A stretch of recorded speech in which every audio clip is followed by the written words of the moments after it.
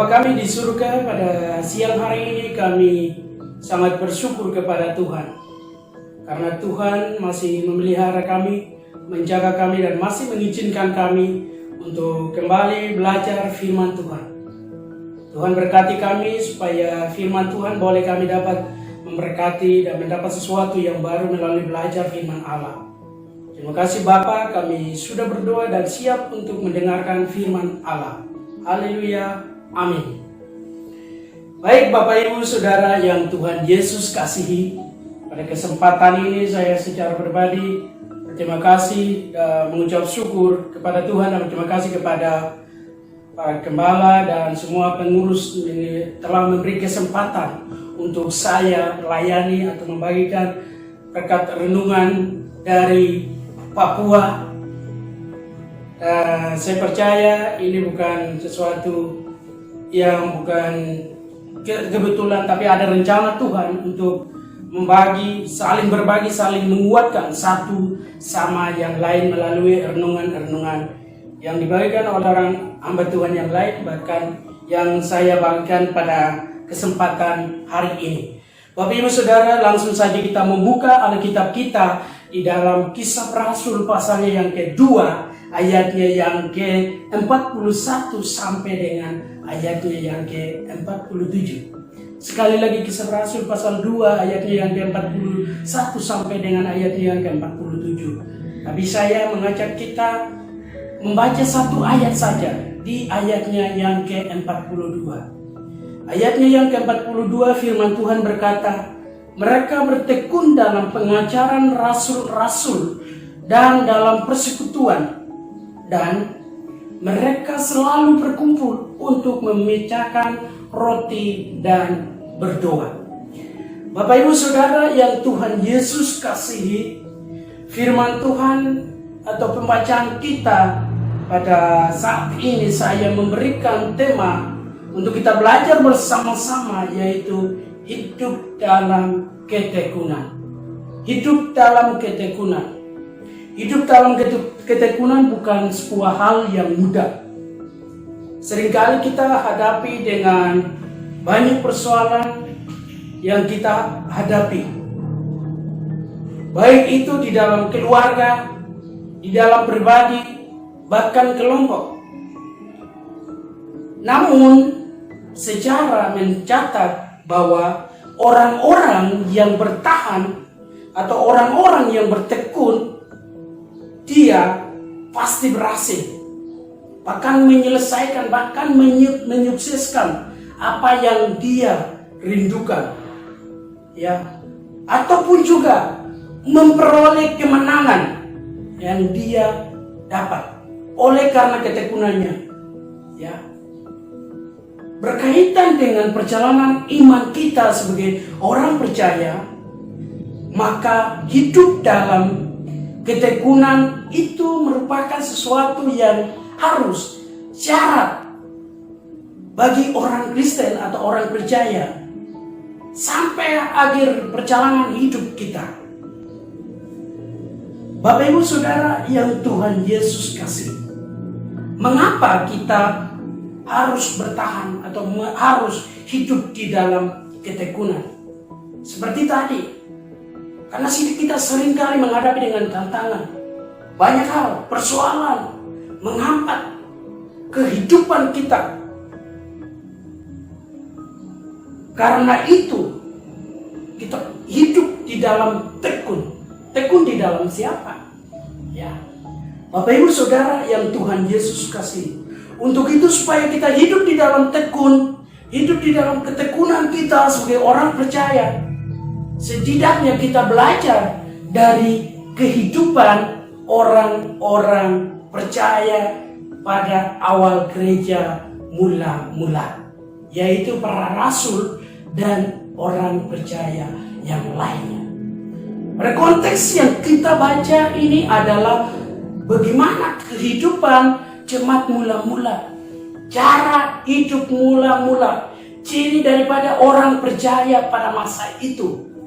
Mereka hidup di dalam persatuan, mereka hidup di dalam ketekunan, mereka memposisikan diri sebagai orang percaya, mereka bersatu, berkumpul untuk apa?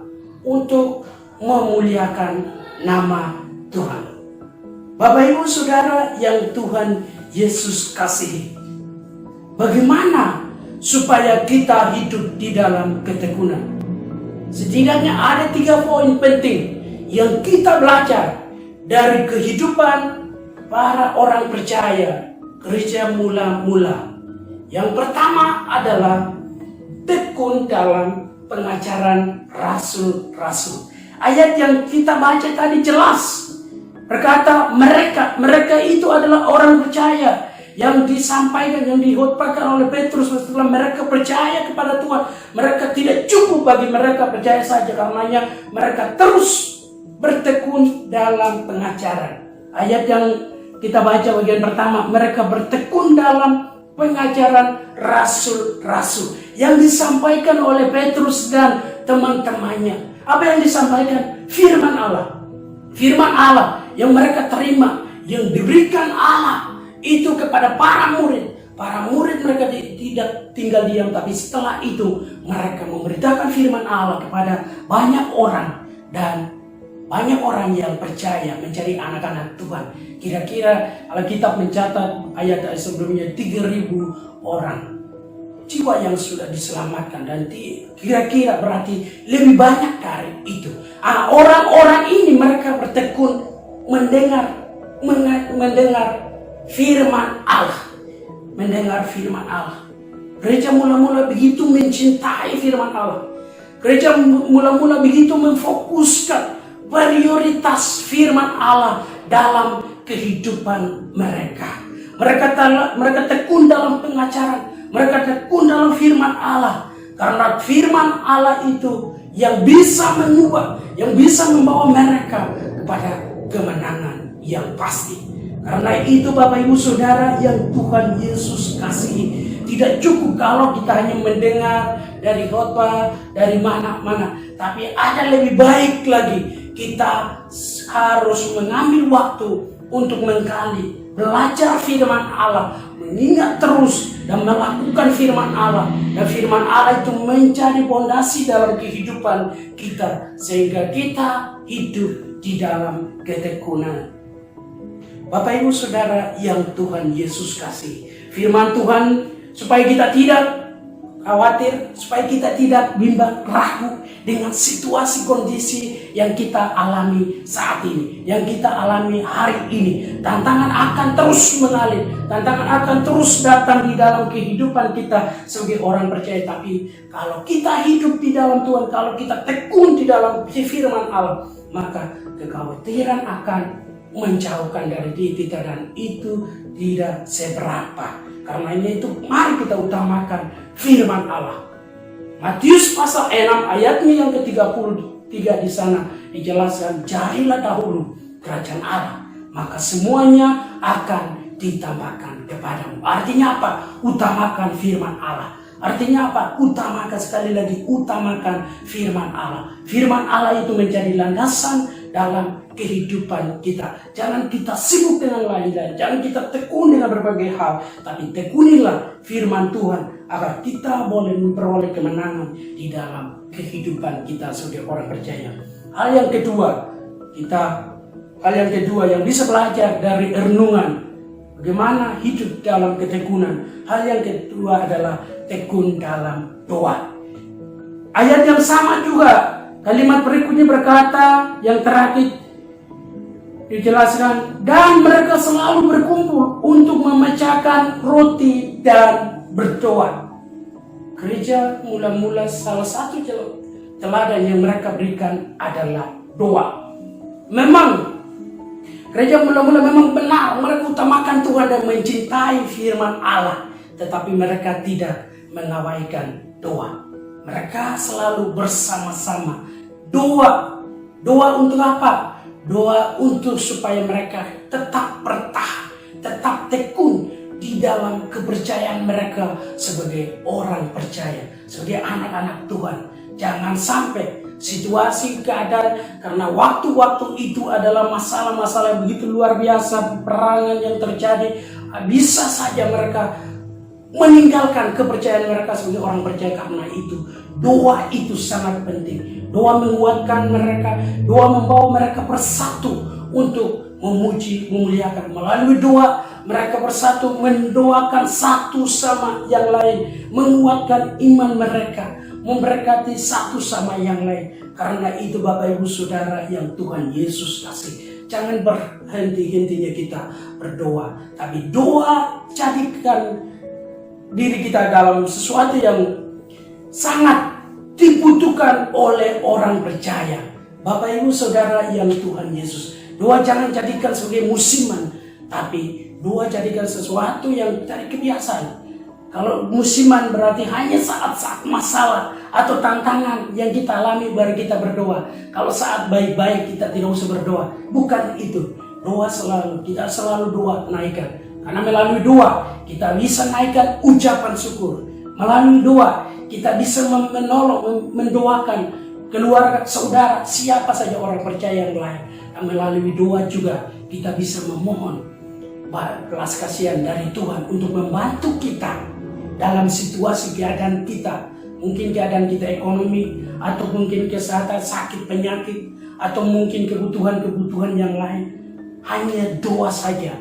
Karena Tuhan mendengar setiap doa yang kita naikkan kepadanya. Dia akan mendengar dan menjawab sesuai dengan waktu Tuhan. Karena itu tekun dalam doa itu sangat penting di dalam kehidupan orang-orang percaya. Itu adalah ciri daripada gereja mula-mula, mereka bertekun dalam doa. Hal yang ketiga yang saya mau sampaikan untuk kita semua Bapak Ibu Saudara, yaitu persekutuan yang indah. Gereja mula-mula mereka lakukan dari ayat yang sama juga mereka lakukan dan dalam persekutuan. Ya Bapak Ibu Saudara, persekutuan yang ayat yang kita baca di sini yang digunakan bahasa asli di sana, bahasa orang Yunani di sana mereka gunakan adalah kata koinonia. Koinonia yang berarti lazim atau umum, berkaitan dengan kebersamaan yang timbal balik di sana. Mereka saling bersatu, berkumpul sebuah tempat, lalu mereka bersama-sama berkumpul untuk apa? Untuk apa? Untuk memuji Tuhan. Untuk apa? Untuk selalu mendengarkan firman Allah. Untuk apa? Selalu memuji Tuhan. Untuk apa lagi? Saling mendoakan. Persekutuan yang indah. Pertanyaannya adalah, di dalam persekutuan banyak orang akan berkumpul. Lalu bagaimana dengan situasi kita hari ini, kondisi kita hari ini? Apa bisa kita berkumpul sama-sama? Padahal pemerintah membuat aturan supaya tidak boleh berkumpul dekat-dekatan, harus jarak jauh. Bapak Ibu Saudara yang Tuhan Yesus kasih, persekutuan di sini yang bisa kita belajar adalah dua hal. Yang pertama adalah persekutuan secara jasmani maupun yang persekutuan secara rohani. Secara rohani yang harus kita lakukan adalah kita sebagai orang percaya saling mendoakan, seperti poin yang kedua yang saya sampaikan itu. Saling mengingatkan, memberikan dorongan, memberikan harapan kepada orang percaya yang lain, keluarga yang lain, tetangga yang lain, sesama yang lain, supaya mereka tetap bertahan di dalam kepercayaan mereka sebagai orang-orang percaya. Tidak abaikan orang lain.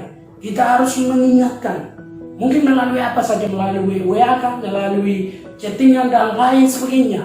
Kalau tidak duduk bersama-sama, atau kita kirim dalam doa, atau menasihatkan melalui teleponan, itu adalah persekutuan yang indah untuk dapat menghibur sesama kita sebagai keluarga Allah. Yang kedua dari poin yang ketiga ini adalah secara rohani, yang persekutuan yang dimaksud adalah kita saling mendoakan. Secara jasmani yang dimaksud adalah saling, saya ulangi, secara jasmani yang dimaksud adalah saling menolong, membantu, memberkati orang lain. Seperti gereja mula-mula, mereka menjual semua harta kepada mereka. Untuk siapa? Untuk teman. Untuk siapa? Saudara, keluarga yang membutuhkan. Itu adalah persekutuan yang indah, yang dihadirkan, yang dilakukan oleh gereja mula-mula, oleh orang-orang percaya pada waktu itu. Bapak Ibu Saudara, situasi yang demikian ini justru peran kita sebagai orang percaya. Mari kita mengambil dan memperhatikan sesama kita, menolong. Setidaknya ada hal-hal yang kita punya, boleh kita memberikan kepada sesama ataupun keluarga atau orang lain yang mereka butuhkan, supaya mereka boleh hidup sebagai orang percaya dan mereka juga mempunyai ketekunan sama seperti kita. Bapak Ibu Saudara yang Tuhan Yesus kasihi, tantangan itu memang akan kita hadapi. Bukan hari ini, akan terus kita hadapi. Tapi tantangan itu menjadi alasan untuk tidak kita tekun di dalam iman kita. Mari kita lawan. Kita masih hidup di dunia, pasti alami tantangan demi tantangan. Tapi kita jangan sampai karena itu kita meninggalkan kepercayaan kita sebagai orang percaya. Mari kita tetap tekun di dalam Tuhan, tetap tekun di dalam pengajaran firman Allah, tekun dalam doa, dan menghadirkan persekutuan di dalam keluarga, di dalam kehidupan kita, agar kita tetap hidup sebagai orang percaya dan tetap tekun dalam perjalanan iman kita. Firman Tuhan sampai di sini. Tuhan Yesus memberkati. Mari kita berdoa. Bapa kami di surga, kami mengucap syukur untuk firman Tuhan. Hamba berhenti sampai di sini, tapi firman Tuhan terus berbicara, mengingatkan kami yang mendengarnya. Terpujilah namamu kekal selamanya. Kami sudah berdoa dan mengucap syukur untuk firman Tuhan. Haleluya. Amin.